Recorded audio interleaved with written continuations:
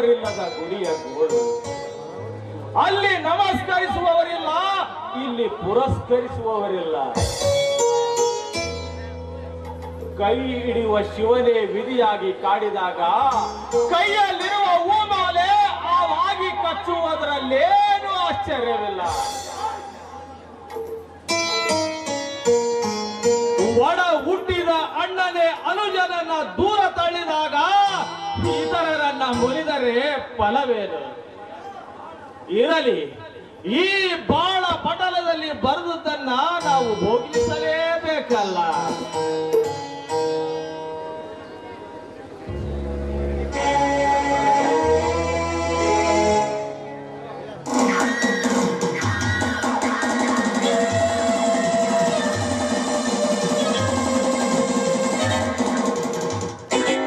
ಕ್ಷಮಿಸಿ, ಅವಸರದಲ್ಲಿ ಹಾಗಾಯಿತು. ಏನಣ್ಣ, ತೊಟ್ಟ ವೇಷ ಬದಲಾಯಿಸಿದಂತೆ ಇಂದುಟ್ಟಿದ ಈ ತಮ್ಮನನ್ನೇ ಮರೆತು ಬಿಡುವಷ್ಟು ಮನಸ್ಸು ಬದಲಾಯಿಸಿದೆಯಾ? ಕಾಣದ ಹಾಗೆ ಹೋಗುವ ನಿನಗೆ ನಾನು ಮಾಡಿರುವ ಮೋಸವಾದರೇನು? ಅಣ್ಣ, ಈ ನಿನ್ನ ಮೋಸದ ಮೋಜಿನ ವಿಷದ ಹೊಂಡದಿಂದೆದ್ದು ಈ ನಿರ್ಭಾಗ್ಯ ತಮ್ಮ ತಂಗಿಯರತ್ತ ನಿನ್ನ ಪ್ರೀತಿಯನ್ನು ಹರಿಸುಬಾಣ, ಹರಿಸುವ. ಚಂದ್ರು, ಈ ನಿನ್ನ ವೇದ ಅಂತ ಕೇಳಲು ನನಗಿಷ್ಟವಿಲ್ಲ.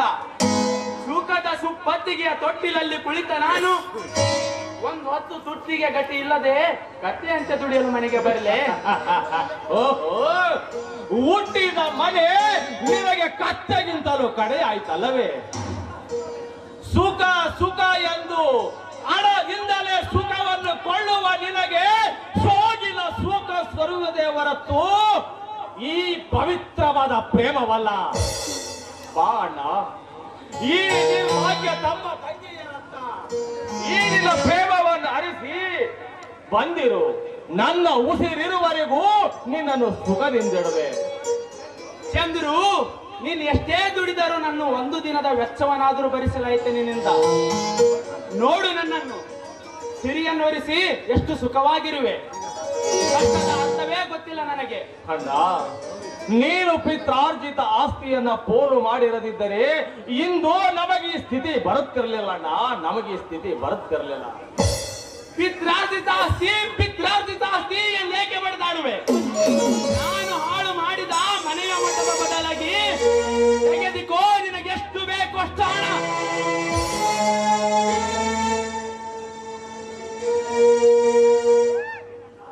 ಅಣ್ಣ, ಇಷ್ಟೆಲ್ಲ ಹಣವನ್ನ ಅಧಾಮ ಮಾರ್ಗದಿಂದ ಗಳಿಸಿದ್ದಣ್ಣ. ಹಸಿವೆಯನ್ನು ಇಂಗಿಸಲು ಸಸ್ಯಾಹಾರವಾದರೇನು, ಮಾಂಸಾಹಾರವಾದರೇನು? ನೋಡು ಚಂದ್ರು, ಇದು ನಾನ್ ವೆಜಿಟೇರಿಯನ್ ಮನೆ. ಇಲ್ಲಿ ಜೂಜಾಟ ಆಡಿ, ಗುಂಡಗಿರಿ ಮಾಡಿ, ಕಳ್ಳ ಸಾಗಾಣಿಕೆ ಮಾಡಿ ಬೆದರಿಸಿದ ಹಣವಿದು. ಅಣ್ಣ, ನಿನ್ನ ಅಲ್ಪ ಸುಖಕ್ಕಾಗಿ ಕಂಡವರ ಮನೆ ಕೊಳ್ಳೆ ಹೊಡೆದ ಈ ದರಿದ್ರ ಹಣ ನನಗೆ ಬೇಕಾಗಿಲ್ಲ. ಈ ಹಣ ದೊಡಿಯರು ನಿನಗಿಡೀ ಶಾಪವು ಹಾಕುವ ಮೊದಲೇ ಅದನ್ನು ಅವರಿಗೆ ಹಿಂದಿರುಗಿಸಿ ಅಂಜದ ಅಳುಕದ ಸುಮಾರ್ಗದ ಮೆಟ್ಟಿಲೇನು ಬಾಣ, ಸುಮಾರ್ಗದ ಮೆಟ್ಟಿಲು.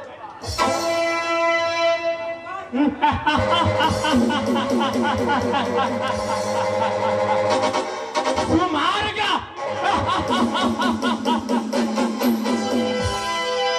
ಸುಮಾರ್ಗ ಸುಮಾರ್ಗವೆಂದು ಇಂದಿನ ಸಮಾಜದತ್ತ ದೃಷ್ಟಿ ಹಾಯಿಸಿ ನೋಡು.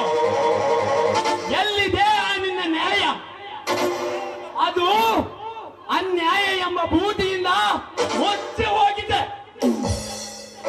ನಮ್ಮ ದೇಶದ ಮಹಾನ್ ಮಹಾನ್ ರಾಜಕೀಯ ಪುಡಾರಿಗಳು ರಾಷ್ಟ್ರದ ಹಿತ ಚಿಂತನೆಯನ್ನು ಬದಿಗೆ ತಳ್ಳಿ ತಮ್ಮ ತಮ್ಮ ಆಸನಗಳಿಗೆ ಪಡೆದಾಡುವಾಗ ನನ್ನಂತವನೊಬ್ಬನು ನ್ಯಾಯದ ತೊಟ್ಟಿಲು ತೂಗಲು ಹೋದರೆ ಸ್ವಾರ್ಥದ ಸರಪಳಿಯಿಂದ ಬಂಧಿಸಿದ ಆ ತೊಟ್ಟಿಲು ತೂಗಿದೆ ಚಂದ್ರು.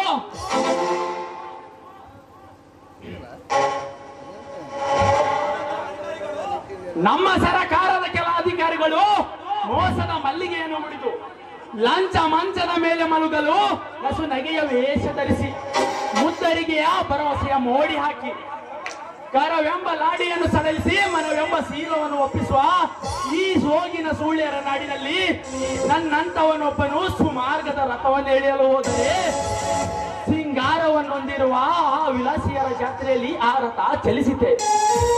ನೋಡು ಚಂದ್ರು, ಈ ಜಗದ ಜೋಕು ಯಾಲೆಯಲ್ಲಿ ಕಪಟತನದ ಜನ ಜಿಂಕಿ ಸುಗದಿ ಜಲದಿಯಲ್ಲಿ ಈಜಾಡುವ ನಾನೇಕೆ ಆ ಸಜ್ಜನವನ್ನು ಅರಿಯದ ಆ ಸಜ್ಜನಿಕೆ ತಂದ ಆಟದಲ್ಲಿ ಸಿಕ್ಕಲಿ. ರಗಣ್ಣ, ನೀರಿನ್ನು ದೀಪವನ್ನ ಮುದ್ದಿಸಲೊರಟ ಪತಂಗದಂತೆ ಮುದ್ದಿಸಿ ಮೈ ಸುಟ್ಟುಕೊಂಡಾಗಲೇ ನಿನಗರಿವಾಗುವುದು ದೀಪ ಎಂದರೇನೆಂದು. ಬಾಂಡ, ಈ ನಿನ್ನ ಅನೈಸರ್ಗಿಕ ಕೃತ್ಯವನ್ನ ತೊರೆದು ಈ ರಕ್ತ ಭಾಗಿಗಳ ನೈಸರ್ಗಿಕ ಪ್ರೇಮವನ್ನು ಪಡೆಯಲು ಆಗಾಗ್ಗೆ ಮನೆಗಾದ್ರು ಬಾಣ, ಆಗಾಗ್ಗೆ ಮನೆಗಾದ್ರು ಬಾ. ಮನೆ ಎಂದೇಕೆ ಬಡಿದಾಡುವೆ ಮಂಕೆ? ಮನೆಯಲ್ಲಿರುವುದಾದರೂ ಏನು? ಅದೇ ಹಿಟ್ಟಿಗಾಗಿ ಬೇಡುವ ಕಣ್ಣೀರು ತಾನೆ. ನಿಜವಾಗಿ ನುಡಿಯುವುದಾದರೆ ಈ ಹಣವೇ ನನ್ನ ದೇವರು. ನೀನು ಪ್ರಾಣ ಕೊಟ್ಟರೂ ನಾನು ನನ್ನ ದೇವರನ್ನು ನಾನು ಬಿಡಲಾರೆ. ನಾನಿನ್ನೂ ಬರುವೆ ಚಂದ್ರು.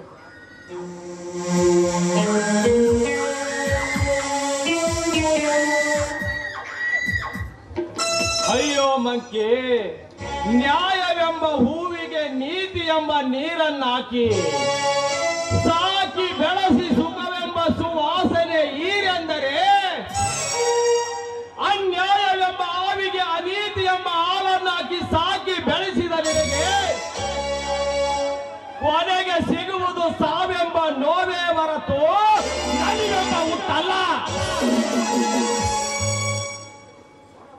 ಒಡಲೊಂದಿದೆ ಎಂದು ಒಲುಮೆಯಿಂದ ಹಾಲನ್ನು ಕೊಟ್ಟರೆ ನಿರಾಕರಿಸಿ ವಂಚನೆ ಎಂಬ ವಿಷದ ಮೊಲೆಗೆ ಬಾಯಿ ಹಾಕಿ ಹಣವೆಂಬ ಕ್ಷೀರವನ್ನ ಇರುವ ಇನ್ನಂತ ದುರ್ಮಾರ್ಗಿಗೆ ಸುಖ ಎಂದಾದರೂ ಸುಖಿತೆ.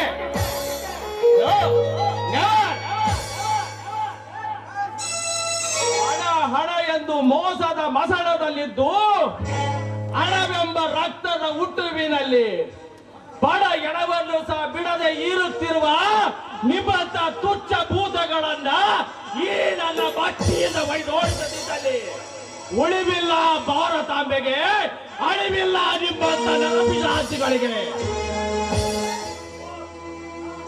ಓ ವಿಶ್ವಕರ್ತ, ನೀನೇಕೆ ಕಲ್ಲಾಗಿ ಕುಳಿತಿರುವೆ? ನೀನೇನು ಈ ಮನುಜ ಕಲ್ಪನೆಯ ಕಲ್ಲಿನ ಮೂರ್ತಿಯೋ ಅಥವಾ ಸರ್ವಶಕ್ತಿ ಸೃಷ್ಟಿಕರ್ತನು? ಒಂದು ವೇಳೆ ನೀನು ಕಲ್ಲೇ ಆಗಿರದಿದ್ದರೆ ಬೀಸು ನಿನ್ನ ಕೋಪದ ಉರಿಯಲ್ಲ ತಿರುಗಾರಿಯ ರೂಪದಲ್ಲಿ ದಯಿಸು ದೇಶ ಮೋಸಕರೆಂಬ ತೋಳಗಳನ್ನ ನಿನ್ನ ತವಾಗ್ಲಿಯಲ್ಲಿ ಅನುಗ್ರಹಿಸು ಒಂದು ಹೊಸ ಬಾಳನ್ನ ಭಾರತ ಮಾತೆಗೆ ಶಾಂತಿಯಲ್ಲಿ. ಇಲ್ಲವಾದರೆ ಅಶಕ್ತ ನೊಂದವರ ನಿಟ್ಟುತ್ತಿರಪ್ಪ ಆ ಭಾರತ ಮನಸ್ಸಿಗೆ ಚಂದು ಬೋಧೆಯಾದ